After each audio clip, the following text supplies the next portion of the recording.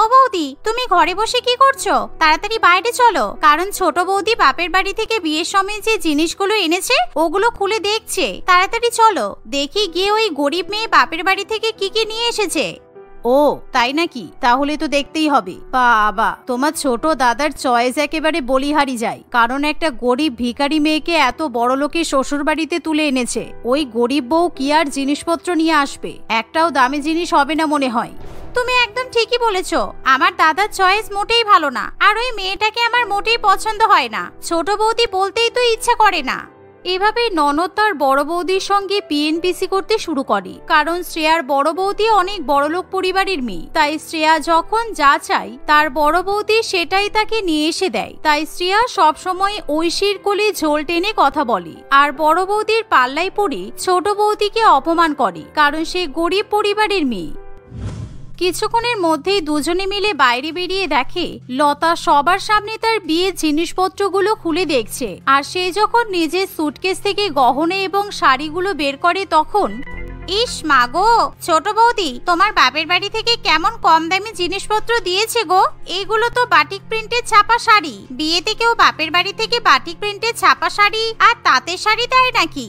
আর তোমার একটা গহনা ও সোনার মনে হচ্ছে না? সবকটা সিটি গোল্ডের উপর সোনার রং করানো। ছি, এরকম গরিবের মেয়ে দেখিনি। কি গো আমার মিষ্টি ননদিনী, তুমি ভাবছিলে যে তুমি তোমার ছোট বৌদির কাছ থেকে যে কোনো একটা সোনার গহনা নিয়ে পড়বে আর সেটা পরেই বিয়ে বাড়িতে যাবে, কিন্তু দুঃখের বিষয় তোমার ছোট বৌদি বাপের বাড়ি থেকে কোনো সোনা গহনা নিয়েই আসেনি। তুমি ভুলে যাচ্ছ তোমার বড় বৌদি শুধুমাত্র বড় লোক, আর তোমার ছোট বৌদি কিন্তু ভিখারি। শুধু ভিখারি নয় গো, এই মেয়ে তো দেখছি পুরো জাত ভিখারি। তাই আমার এরকম কোনো গরিবের জিনিসপত্র নেওয়ার ইচ্ছা নেই। বড় বৌদি, তুমি থাকতে আমার কোনো জিনিসের অভাব হবে না। আমার যা দরকার তুমি আমাকে দেবে। এভাবে দুজনে মিলে লতাকে ভীষণই অপমান করে। এমনকি লতা এবং ঐশীর শাশুড়ি মাও কিছু বলতে পারে না, কারণ সেই বাড়িতে বড় বৌমার মুখের উপর কেউ কোনো কথা বলে না। কিন্তু লতার চোখে জল চলে আসে, কারণ সে চোখে অনেক স্বপ্ন নিয়ে শ্বশুর বাড়িতে সংসার করতে আসে, আর প্রথম দিনই তাকে এরকম খারাপ খারাপ কথা শুনতে হয়। এভাবে দেখতে দেখতে কয়েকদিন কাটে, আর একদিন লতা রান্নাঘরে সবার জন্য ভালো মন্দ খাবার রান্না করে। তখনই শ্রেয়া এবং ঐশী দুজনে মিলে রান্নাঘরে যায়। ছোট বৌদি, আমার ভীষণ আলু ভাজা খেতে ইচ্ছা করছে, তুমি আমার জন্য একটু আলু ভাজা করে দাও, আর তার সাথে পারলে চিকেন কষা করে রেখো, কারণ অনেকদিন চিকেন কষা খাইনি। আমি তো সবার জন্য মাছের ঝোল আর ভাত রান্না করছি, একা হাতে কত কিছু করব বলো। তুমি আজকে মাছের ঝোল খেয়ে নাও বোন, আর তোমার যদি মাছের ঝোল খেতে ইচ্ছা না করে তাহলে তুমি তোমার বড় বৌদিকে বলতে পারো দিদি তোমার জন্য রান্না করে দেবে, কারণ দিদি এমনিতেই সকাল থেকে ফাঁকা বসে আছে। তোমার এত বড় সাহস, তুমি আমাকে রান্না করতে বলছো? ছোট মুখে একদম বড় কথা বলবে না। আমি ফাঁকা বসে আছি বলে তোমার খুব হিংসা হচ্ছে? আমার কাছে এত টাকা আছে যে আমার কোনো কাজ করার দরকার পড়ে না। আমি সবাইকে দিয়ে কাজ করাই, কিন্তু তোমার কাছে টাকা নেই, তাই তোমাকে চাকরের মতো কাজ করতেই হবে। আর আমার ননদ যা বলেছে তুমি ওকে তাই রান্না করে খাওয়াবে। সত্যি ছোট বৌদি, তোমার খুব বার বেড়েছে, কারণ তুমি আমার বড় বৌদিকে এখন কথা শোনাচ্ছ। তুমি কোনোদিনও আমার বড় বৌদির নখেরও যোগ্য হতে পারবে না, বুঝেছো? এমন কথা শুনে লতার খুবই খারাপ লাগে, তাই সে তখনই তার ননদের জন্য আবার আলাদা করে রান্নাবান্না করে। দেখতে দেখতে দুপুর হয়ে আসে।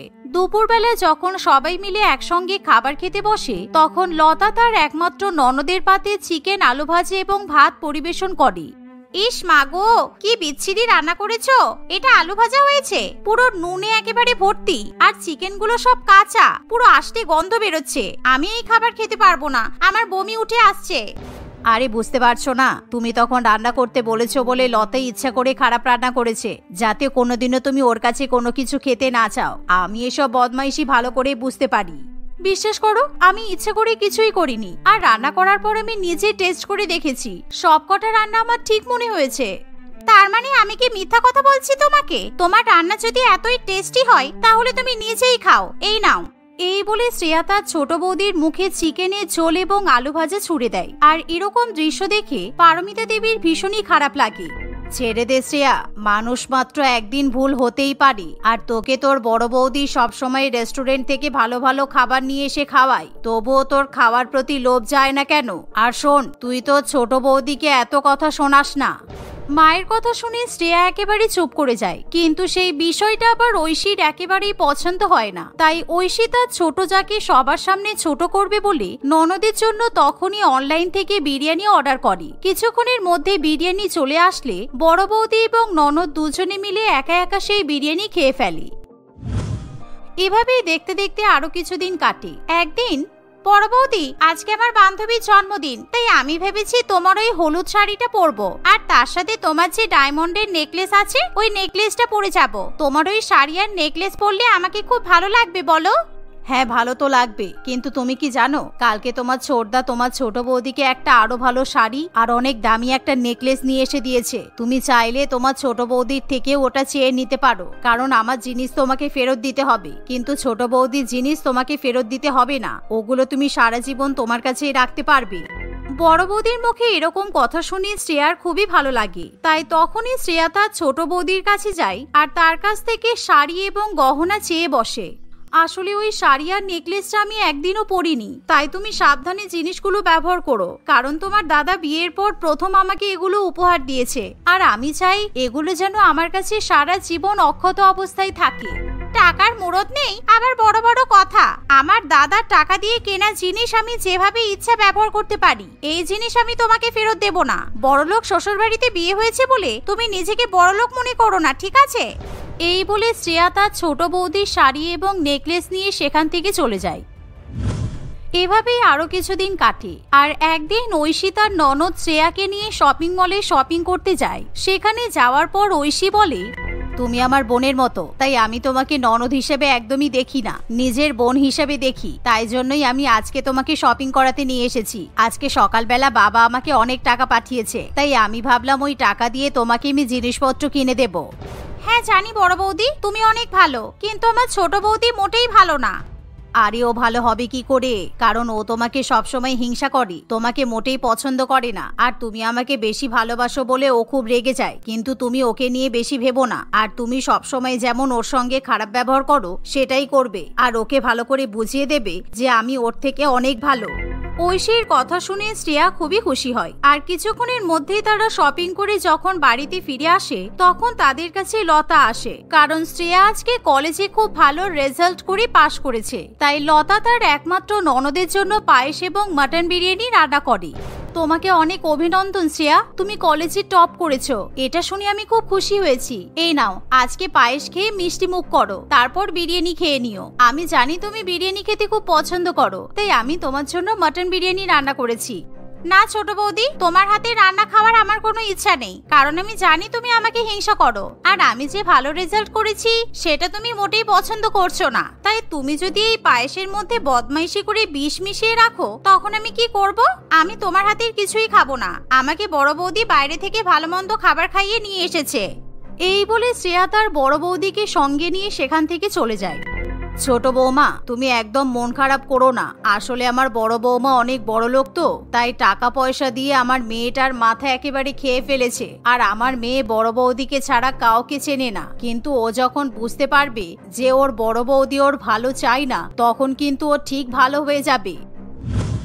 এভাবেই দেখতে দেখতে আরো কিছুদিন কাটে। আর একদিন কলেজে শ্রেয়া প্রজেক্ট সাবমিট করতে যায়, তখন তার বড় বৌদি তাকে ফোন করে, কারণ আজকে ঐশীর একটা ইম্পর্টেন্ট জিনিস নিতে যাওয়ার কথা আছে। কিন্তু ঐশী সেটা একেবারেই ভুলে যায়।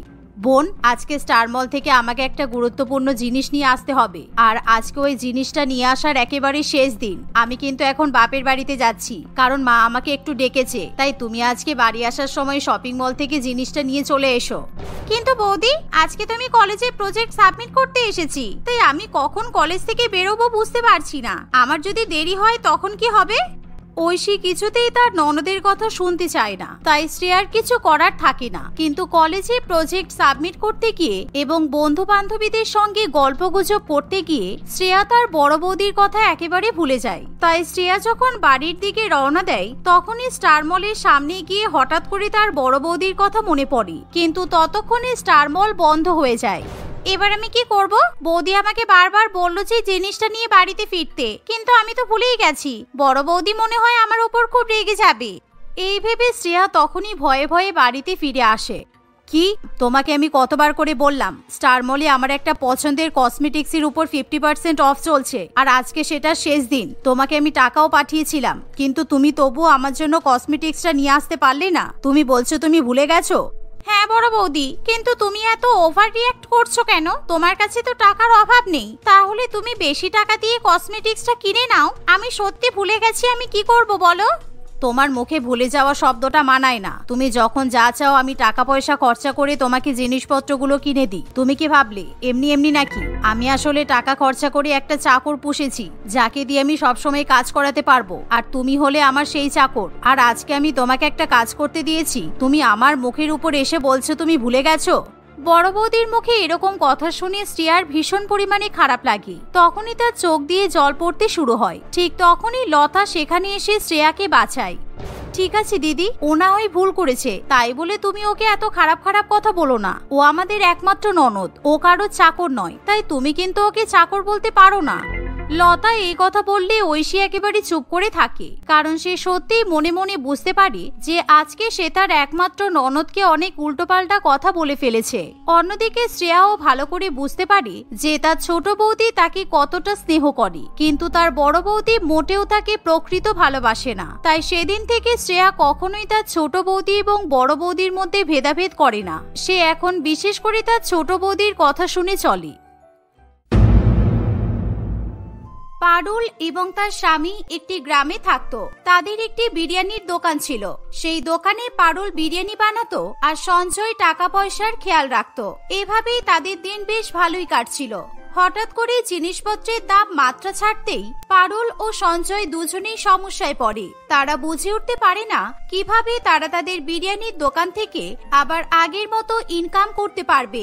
আমি ভাবছি বিরিয়ানির দাম আগের থেকে 10-20 টাকা আরো বাড়িয়ে দেবো, যদি একটু উপকার হয়। তাছাড়া তো আমি আর কোনো রকমের উপায় দেখতেই পাচ্ছি না। এখন আমাদের প্রত্যেক বিরিয়ানির প্যাকেটের দাম 90 টাকা, এরপর 110 টাকা করে দেবো। মানে এখন প্রত্যেক বিরিয়ানির প্যাকেটে 15 টাকা করে লাভ হচ্ছে, পরে 35 টাকা করে লাভ হবে। সারাদিনে যদি 100 প্যাকেট বিরিয়ানি বিক্রি হয় তাহলে 3500 টাকা একদিনে ইনকাম করতে পারবো। তাই করব। 110 টাকা করে বিরিয়ানির প্যাকেট বিক্রি করলে মাসে 1 লক্ষ টাকার কাছাকাছি ইনকাম করতে পারবো। তুমি সবসময় এত বেশি লোভ করো বলেই মনের মতো ফল না পেলে তোমার দুঃখ হয়। প্রত্যেকদিন যদি আমরা 100 প্যাকেট বিরিয়ানি বিক্রি না করতে পারি তখন? শুরুতে এত লোভ করো না, দামটা বাড়িয়ে দেখি কেমন ইনকাম হচ্ছে, তারপর সব ভাববে। এইভাবেই পারুল আর সঞ্জয় তাদের বিরিয়ানির দোকান নিয়ে নানান রকম আলোচনা করতে থাকে। 2-1 দিনের মধ্যে তারা তাদের বিরিয়ানির প্যাকেটের দামও বাড়িয়ে দেয়। আরো বেশ কয়েকদিন কাটে। জিনিসপত্রের দাম কমার বদলে আরো যেন বাড়তেই থাকে, আর তার সাথে সাথে বাড়তে থাকে পারুলের বেশি রোজগারের লোভ। জিনিসপত্রের দাম বাড়ার সাথে সাথে পারুল তাদের দোকানের বিরিয়ানির প্যাকেটের দাম একেবারে 110 থেকে 150 টাকা করে দেয়। একেবারে 40 টাকা বাড়িয়ে দিলে? এরকম ভাবে লোভ করলে কেউ আমাদের দোকানের বিরিয়ানি কিনতে আসবে? আমাদের দোকানের গ্রাহক কতটা কমে গেছে তো তুমি দেখতেই পাচ্ছ, তারপরেও আরো 40 টাকা কিভাবে বাড়ালে? আমাদের দোকানে তো আর গরু ছাগলরা বিরিয়ানি কিনতে আসে না। যারা আসে তারা সবাই জিনিসপত্রের দাম বেড়ে যাওয়া নিয়ে অবগত। তারা প্রত্যেকেই জানে আমাদের কতটা করে খরচা হতে পারে, তাই দাম বাড়ালেও ওরা ঠিক আসবে, কারণ পারুলের মতো ভালো বিরিয়ানি এই পাড়াতে আর কেউ বানাতে পারে না। তুমি 10 টাকা বাড়াতে কিংবা 15 টাকা বাড়াতে, তুমি কিন্তু বড্ড বেশি লোভ করে ফেললে পারুল। তোমার কাজ হচ্ছে দোকানের টাকা পয়সার হিসাব রাখা, সেটুকু করো তাহলেই হবে। পারুলের কথায় সঞ্জয় অপমানিত বোধ করে, তাই সে আর কোনো রকমের কথা বাড়ায় না। কিন্তু সঞ্জয়ের বারণ করা সত্ত্বেও পারুল তাদের বিরিয়ানির প্যাকেটের দাম বাড়িয়ে দেয়। এর ফলে তাদের দোকানের গ্রাহক প্রায় অনেক কমে আসে। এমনই একদিন তাদের দোকানের সামনে দিয়ে তাদের দোকানের একটা অনেক পুরানো গ্রাহককে যেতে দেখে পারুল তাকে থামায়। পারুল তাকে জিজ্ঞাসা করে সে কেন আর তাদের দোকান থেকে বিরিয়ানি কিনতে আসে না। এখন আমি পাশের পাড়া থেকে নিয়ে আসি, ওখানে 1 প্লেট 70 টাকায় বিক্রি হয়, 4 প্লেট বিরিয়ানি 280 টাকায় হয়ে যায়। আর তোমাদের দোকানে 2 প্লেট কিনতে গেলে তো 300 টাকা লাগে, তাই আর এদিকে আসি না। 70 টাকায় চিকেন বিরিয়ানি? আদৌ ওটা চিকেন থাকে তো? জিনিসপত্রের যে হারে দাম বাড়ছে তাতে 70 টাকায় চিকেন বিরিয়ানি দেওয়া কারোর পক্ষেই সম্ভব না। দেখুন আবার কিসের না কিসের মাংস খাইয়ে দিচ্ছে আপনাদের। ও কিভাবে এত কম দামে দেয় আমি জানি না, তবে মাংসটা যে মুরগির থাকে সেটা খুব ভালো মতোই বুঝতে পারি। আমাদের পাড়া তো প্রায় সব লোকই এখন ওর কাছ থেকে বিরিয়ানি কেনে। ও যদি খারাপ মাংস দিত তাহলে কেউ না কেউ তো অন্তত বুঝতে পারতোই। যাক, আমি চলে গো বৌমা, কাজ সেরে বিরিয়ানি কিনে বাড়ি ফিরবো।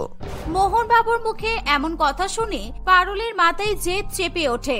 এবার সে ভাবতে থাকে কিভাবে সে অল্প দামে ভালো বিরিয়ানি বিক্রি করে আবার আগের মতোই নাম অর্জন করতে পারবে এবং সেই সাথে আগের মতো প্রত্যেক মাসে 1 লক্ষ টাকা ইনকাম করতে পারবে। পারুলের মাথায় তার লোভ এমন ভাবে চেপে বসে যে সে অন্য কিছু ভাবতেই পারে না। কিভাবে অল্প দামে বিরিয়ানি বিক্রি করে বেশি টাকা ইনকাম করবে এমন ভাবতে ভাবতে পারুল রাস্তা দিয়ে যাচ্ছিল। হঠাৎই তখন তার চোখ পড়ে রাস্তার এক কোণে। সেখানে কোনো একটা মরা জন্তু রাস্তার এক কোণে পড়েছিল আর চিল কাক শকুনে সেই পশুর চামড়া টুকরে টুকরে খাচ্ছিল। কোনো কিছু না ভেবে সেই পাখিগুলোকে সেখান থেকে তাড়িয়ে দেয় আর সেই পশুটাকে ব্যাগের মধ্যে ভরে নিয়ে বাড়িতে চলে আসে। ছি পারুল, তুমি এটা কি করেছো? কি জন্তু এটা? দেখো তো একটা বিশাল বড় ইঁদুর মনে হচ্ছে। কোথায় পেলে তুমি এটাকে? আর এটা মরে গেছে যখন, তারপরেও এটাকে বাড়িতে নিয়ে এসেছো কেন? তোমার কাজকর্ম তো মাঝে মধ্যে আমার মাথার উপর দিয়ে যায়। যাও এক্ষুনি ফেলে দিয়েছো, যাও বলছি। কেন ফেলবো কেন? এটাকে ফেলার জন্য তো আমি আনিনি, একটা এক্সপেরিমেন্ট করব, সেই জন্যই এই জিনিসটা আমার দরকার। তুমি এসব ব্যাপারে মাথা ঘামিও না তো। বাড়িতে তুমি মরা জীবজন্তু নিয়ে চলে এসেছো, আবার বলছো তাদের নিয়ে এক্সপেরিমেন্ট করবে? তুমি কি বিরিয়ানিওয়ালের জীবিকা বিসর্জন দিয়ে বিজ্ঞানী হয়ে গেলে নাকি? এই জিনিসটা আমার চোখের সামনে দেখেই আমার ঘেন্না লাগছে। তুমি প্লিজ এটাকে ফেলে দাও। পারুল কোনো কথা শোনে না। সে ওই মরা জন্তুটাকে নিয়ে রান্নাঘরে চলে যায় এবং সেটাকে ভালোভাবে পরিষ্কার করে সেটার চামড়া ছাড়িয়ে সেটার মাংস বের করে। সেই মাংসে ভালো করে মশলা মাখিয়ে পারুল বিরিয়ানি তৈরি করে। এমন ঘটনা দেখে সঞ্জয়ের প্রায় অজ্ঞান হয়ে যাওয়ার জোগাড় হয়। এসব কি করছো পারুল? এই মাংসটা দিয়ে তুমি বিরিয়ানি বানালে কেন? তুমি এটা কাকে খাওয়াবে? তোমার কথা তো আমি কিছুই বুঝতে পারছি না। আমার খুব শরীর খারাপ করছে সব দেখে। তুমি আমাকে একটু পরিষ্কার করে বলবে তুমি কি চাইছো? তুমি আজকাল ভীষণ বিরক্ত করো জানো তো। এই মাংসগুলো দেখো, পুরো মটনের মতো দেখতে লাগছে না? কত চর্বি দেখো। আর এই মাংসটা কিনতে আমার 1 টাকাও লাগেনি। ফ্রির মাংস দিয়ে 3 প্লেট বিরিয়ানির ব্যবস্থা হয়ে গেছে। এখন যদি আমি প্রত্যেক প্লেট বিরিয়ানি 100 টাকাতেও বিক্রি করি, আমার 50 টাকা করে লাভ থাকবে। ভাগাড় থেকে মাংস তুলে এনে এই মাংস দিয়ে তুমি বিরিয়ানি করবে? তুমি ভুলে যাও না, ব্যবসাটা কিন্তু তোমার একার নয়। তোমার যা মন চায় তুমি তাই করতে পারো না। ব্যবসাটা আমাদের দুজনের হলেও লাভের কথা শুধু আমি একাই ভাবি, এর ভবিষ্যতের কথা শুধু আমিই ভাবি। তুমি ভাবো, আজকে কোনো রকমে আমাদের দুজনের সংসার চলে যাচ্ছে, ভবিষ্যতেও চলে যাবে। ভবিষ্যতে যখন আমাদের ছেলে মেয়ে হবে তখন তাদের জন্য তো আমাদেরকে বেশি রোজগার করতেই হবে, তাই না? যেই ছেলে মেয়ে এখনো পৃথিবীতেই এলো না তাদের কথা চিন্তা করে তুমি আমাদের গ্রাহকদের এইভাবে ঠকাবে? কত কত লোক আমাদের দোকান থেকে বিরিয়ানি নিয়ে যায় শুধুমাত্র 2-1 দিনে রান্না করার খাটুনি কমাবে বলে। ওই সমস্ত মানুষগুলোকে এইভাবে ঠকাতে তোমার লজ্জা করবে না? এতে লোক ঠকানোর কি হলো? আদিবাসীরা তো খায় এসব ইঁদুর টিদুর, ওরাও তো মানুষ। ওরা খেতে পারলে অন্যরা খেতে পারবে না কেন? সারা পৃথিবীর লোক কত কত পশু পাখি খাচ্ছে, সবাই কি মরে যাচ্ছে? তুমি চুপচাপ নিজের টাকা পয়সা সামলানোর কাজটা করো, তাহলেই হবে। সঞ্জয় অনেকবার বোঝালেও পারুল সঞ্জয়ের কোনো কথার উত্তর দেয় না। সেই ইঁদুরের মাংস দিয়ে তৈরি করা বিরিয়ানি পারুল বিক্রি করতে নিয়ে চলে যায়। সেই আবার আগের মতো কম দামি বিরিয়ানি দেখে বিরিয়ানির দোকানে আবার আগের মতোই গ্রাহক আসে। প্রথম দিনই ওরকম রাস্তা থেকে তুলে আনা মাংসের বিরিয়ানি বিক্রি করে এত টাকা রোজগার করে পারুলের মাথায় লোভ আরো চেপে বসে। তারপর থেকে সে প্রত্যেকদিন ভোর রাতে জঙ্গলের দিকে রওনা দেয়, কখন কোথায় কিভাবে মরা জন্তু জানোয়ার পাবে সেই আশায়। সৌভাগ্যবশত প্রত্যেকদিনই সে একটা দুটো ইঁদুর বিড়াল এসব পেয়ে যায়। একদিন তাদের দোকানের পুরানো গ্রাহক মোহন বাবু আবার তাদের দোকানে আসে। কি মোহন কাকু, পাশের পাড়ার দোকানে গেলে না? কম দামে বিরিয়ানি দিচ্ছে না নাকি পারুলের হাতের বিরিয়ানি মিস করতে লাগলে? ওর দোকানের বিরিয়ানির দাম বাড়িয়ে 100 টাকা করে দিয়েছে, আর তোমার দোকানের বিরিয়ানির দামও তো 100 টাকাই। আর তাছাড়া তুমি তো ওর থেকে অনেক বেশি ভালো রান্না করো, শুধু শুধু আর ওর দোকানে যাবো কেন শুনি? আমি সবার কাছ থেকে 1 প্লেট বিরিয়ানির দাম 100 টাকা করেই নিই, কিন্তু আপনি 90 টাকা দেবেন। স্পেশাল কাস্টমারদের জন্য স্পেশাল ডিসকাউন্ট। সে তুমি ডিসকাউন্ট না দিলেও আমার কোনো ক্ষতি নেই, শুধু একটাই কথা বলবো, দাম কম করে মান কমিয়ে দিও না, তাহলে তোমার দোকানের সাথে অন্য দোকানের বিরিয়ানির আর কোনো পার্থক্যই থাকবে না। আপনি একদম চিন্তা করবেন না কাকু, পারুল বিরিয়ানি মানেই দামে কম, মানে ভালো। এভাবেই পারুল তার পুরানো গ্রাহকদের সঙ্গে বন্ধুত্ব বজায় রাখে। পারুল এভাবে বৃদ্ধ লোকেদের ঠকাচ্ছে দেখে সঞ্জয় প্রচন্ড রেগে যায়। সে ভাবে যে পারুলের সাথে আর কাজ করবে না, কিন্তু তার নিজের স্ত্রীকে এভাবে একা ফেলে যেতে তার খারাপ লাগে। দেখতে দেখতে আরো কয়েকদিন কাটে। আজকাল পারুল সকালবেলা মাংস আনতে যাচ্ছে না দেখে সঞ্জয় খুবই খুশি হয়। সে ভাবে হয়তো পারুল তার সমস্ত লোভ লালসা ভুলে গিয়ে আবার সৎপথে বিরিয়ানি বিক্রি করা শুরু করেছে। তোমাকে তো কয়েকদিন ধরে আর মাংস আনতে যেতে দেখছিই না। তুমি যে নিজের ভুল বুঝতে পেরেছো তার জন্য আমি খুব খুশি হয়েছি পারুল। অত্যাধিক লোভ করা একদম ভালো নয়, এভাবে লোক ঠকানো তো অনেক খারাপ। হ্যাঁ, মাংস আনতে যাচ্ছি না, তার কারণ প্রত্যেকদিন মাংস আমার বাড়িতেই চলে আসে। টাকার ক্ষমতা থাকলে নিজেকে কাজ করতে হয় না। লোক ঠকিয়ে রোজগার করাটাকে মানুষত্বহীন একটা কাজ বলে মনে করি। এসব কথা বাদ দাও, আগে বলো বাড়িতে মাংস আসে মানে কিভাবে আসে? সঞ্জয়ের প্রশ্নের উত্তরে পারুল জানায় যে পশু পাখিদের ভাগাড়ে কাজ করা একজন লোকের সঙ্গে তার জঙ্গলে আলাপ হয়েছে। সেও জঙ্গল থেকে মরা পশু পাখি তুলতে এসেছিল। পারুল তাকে প্রত্যেক মাসে কিছু মাহিনা দেওয়ার প্রতিশ্রুতি দেয়, যার কারণে লোকটি প্রত্যেকদিন পারুলের বাড়িতে এসে মরা পশু পাখি রেখে যায়। পারুল সেগুলো দিয়ে বিরিয়ানি বানায়, তাই তাকে আর সাত সকালে ঘুম থেকে উঠে জঙ্গলে যেতে হয় না। সমস্ত কথা শুনে ভয়ে সঞ্জয়ের হাত পা কাঁপতে থাকে। তবুও পারুলের মনে 1% সংকোচও দেখা যায় না। সমস্ত ঘটনা জানার পরে সঞ্জয় বেশ অসুস্থ হয়ে পড়ে। সে আগের মতো আর দোকানে যেতে পারে না। একদিন পারুল তার দোকানে বিরিয়ানি বিক্রি করছে, এমন সময় সে দেখে যে পশু পাখিদের ভাগাড়ের লোক অর্থাৎ রতন তার দোকানের দিকে এগিয়ে আসছে। এই দেখে পারুল তাকে চলে যাওয়ার জন্য অনেক রকমের ইশারা করে, কিন্তু তবুও রতন সেখান থেকে যায় না। এখানে কেন এসেছো? তোমার মাহিনার তারিখ তো এখনো আসেনি। প্রত্যেক মাসে আমি তোমার সাথে দেখা করে তোমাকে টাকা তো দিয়ে দিই, তাহলে এই মাসে আমার দোকানে চলে এসেছো কেন বলো? ডুবলে তো দুজন মিলেই ডুববো, একা নিশ্চয়ই ডুববো না, সেই জন্যই তো এলাম। আমি না আসলে তোমার আসল মুখটা সবাই চিনতে পারবে নাকি? এসব তুমি কি বলছো রতন? এতদিন ধরে আমার হয়ে কাজ করে গেলে, আমি তোমাকে প্রত্যেক মাসে মাহিনা দিলাম, আজকে তুমি এসব কি বলছো? তোমার মাহিনা বাড়াতে লাগবে বলো, আমি বাড়িয়ে দেবো। প্লিজ এখন আমার দোকান থেকে যাও। খবরের কাগজ দেখো না, বাড়িতে টিভি নেই? খবরের চ্যানেলগুলো দেখে নাও। তুমি জানো না কি হয়েছে? মানে কি হয়েছে? আমার মতো অনেকেই শহরের প্রচুর জায়গায় এরকম ভাবে ভাগাড় থেকে মাংস পাচার করে, সেটা পুলিশের তদন্ত করে জানতেও পেরে গেছে। তাই ওরা আমাদের ভাগাড়ে এসে হানা দিয়েছে। আমি তো কোনো রকমের প্রাণ বাঁচিয়ে এখানে চলে এসেছি। তুমি কি পাগল? তুমি এখানে এসেছো কেন? অন্য কোথাও পালাতে পারতে, যেখানে লুকিয়ে থাকলে তোমাকে আর কেউ খুঁজে পাবে না। আমার দোকানে এলে কেন? কারণ আমি ওকে আসতে বলেছি। হ্যাঁ, তুমি ঠিকই শুনেছো, আমি বলেছি। দাম কমার পরে তোমার দোকান থেকে প্রথম দিন বিরিয়ানি খেয়ে আমার সন্দেহ হয়েছিল, তখন আমি কিছুই বুঝিনি। তবে বিরিয়ানি খাওয়ার পরে আমার ভয়ঙ্কর শরীর খারাপ হয়, আমাকে সাথে সাথে হসপিটালে ভর্তি করতে হয়। ডাক্তার আমার রিপোর্ট করে জানায় যে আমার পেটে অত্যন্ত খারাপ আর নষ্ট হয়ে যাওয়া মাংস খাওয়ার কারণেই আমার এমন অবস্থা হয়েছে। আপনার যদি প্রথমবারেই শরীর খারাপ হয়, তাহলে আপনি পরে বিরিয়ানি কিনতে এসেছিলেন কেন? তুমি বোধহয় জানো না যে আমি একজন ফুড ইন্সপেক্টর। প্রথম দিন তোমার দোকানের মাংস খারাপ হয়, আমি ভেবেছিলাম হয়তো এটা একটা সাধারণ ব্যাপার, তোমার দোষ নাও থাকতে পারে। তাই আমি আরো 2-3 বার তোমার দোকান থেকে বিরিয়ানি কিনি, আর প্রত্যেকবারই একই জিনিস দেখতে পাই। এরপরে আমার কোনো সন্দেহই থাকে না। কিন্তু তুমি কোথা থেকে কিভাবে মাংস পেতে সেটা জানতাম না, তাই তোমার উপর নজর রাখা শুরু করি। আজ সকালবেলা রতনকে হাতে নাতে ধরতে পেরেছি, আর তারপরে ওকে শিখে দিয়েছিলাম তোমার দোকানে সমস্ত কিছু বলতে। চিন্তা করো না, একটু পরেই পুলিশ চলে আসবে। আমাকে ক্ষমা করে দিন মোহন কাকু, আমি কোনোদিনও এমন ভুল কাজ করব না। আমি সমস্ত খারাপ কাজ করে ছেড়ে দেব, আর কোনোদিনও লোভ করব না মোহন কাকু, আমাকে ক্ষমা করে দিন। কিছুক্ষণ পর মোহন বাবু রতন আর পারুল দুজনকেই পুলিশের হাতে তুলে দেয়। সঞ্জয় জানতো পারুল তার লোভের জন্য এমন শাস্তি একদিন না একদিন পাবেই, সেই জন্য সেও আর পারুলকে বাঁচানোর কোনো রকমের চেষ্টা করে না।